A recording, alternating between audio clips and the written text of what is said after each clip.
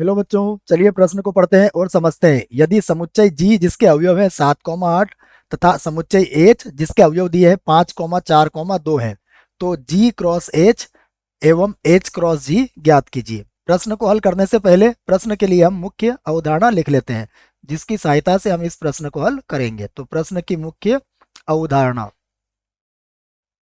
मुख्य अवधारणा में हम दो समुच्चयों का कार्तीय गुणन ज्ञात करना सीखेंगे कि दो समुच्चयों का कार्तीय गुणन किस प्रकार ज्ञात किया जाता है। तो उसी को हम यहाँ पर लिखेंगे।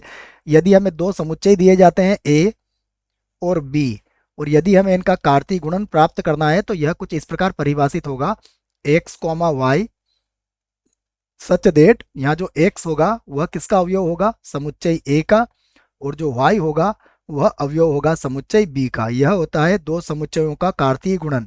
आप इसको इस प्रकार कह सकते हैं कि जब हम ए क्रॉस बी ज्ञात करते हैं तो पहला घटक ए से लिया जाएगा और दूसरा घटक समुच्चय बी से ही लिया जाएगा। देखो इसी प्रकार हम इसको इस प्रकार भी लिख सकते हैं। यदि मान लीजिए हमें बी क्रॉस ए को परिभाषित करना है, तो बी क्रॉस ए क्या होगा, देखो ये होगा X comma Y such that, अब इस बार जो एक्स होगा वो किसका अवयव होगा, वह होगा समुच्चय बी का अवयव, और जो y होगा वह होगा समुच्चय a का अवयव। यह होगा b क्रॉस a। इसी आधार पर हम इस प्रश्न को हल करेंगे। चलिए प्रश्न में जो दिया है वह लिख लेते हैं। तो देखो प्रश्न में हमें क्या दिया है, दिया है हमें प्रश्न में दिया है सबसे पहले समुच्चय g का मान। समुच्चय g दिया है हमें 7,8, और उसके बाद समुच्चय h का मान भी दिया है, यह है 5, उसके बाद 4 और कॉमा 2। तो चलिए सबसे पहले निकालते हैं जी क्रॉस एच। तो अब यहाँ पर हम जी क्रॉस एच का मान ज्ञात करेंगे, जी और क्रॉस एच। तो देखो जैसा आपको परिभाषा में समझाया, जी क्रॉस एच का मतलब प्रथम घटक जी से लिया जाएगा और उसका जो द्वितीय घटक होगा वो एच का अवयव होगा। तो देखो जी का अवयव हम ले सकते हैं 7, तो 7,5, 7,4, 7,2 ये हो सकता है। उसके बाद देखो जी का दूसरा घटक क्या है, 8, ये भी हमारा प्रथम घटक होगा, तो यहाँ पे लेते हैं 8, तो 8,5 होगा। उसके बाद 8,4 हो सकता है, और उसके बाद 8,2 होगा।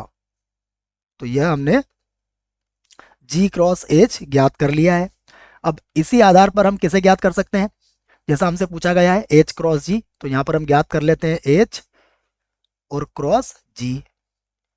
अब एच क्रॉस जी में क्या होगा, पहला घटक कहाँ से लेंगे हम, एच से, तो देखो क्या हो सकता है 5, और द्वितीय घटक होगा 7 या 8, तो 5,7, और यहाँ पर हो जाएगा 5,8। इसी प्रकार देखिए प्रथम घटक हो सकता है 4, तो यहाँ लिखेंगे हम 4,7, और उसके बाद 4 कॉमा हो जाएगा 8। देखिए अब प्रथम घटक कितना ले लेते हैं हम, 2, तो ये होगा 2,7, और उसके बाद हो जाएगा 2 कॉमा जिसे हम लिखेंगे 8। तो ये दोनों ही आपके प्रश्न के उत्तर होंगे। आशा करता हूं आपको इस प्रश्न का उत्तर समझ में आया होगा। धन्यवाद।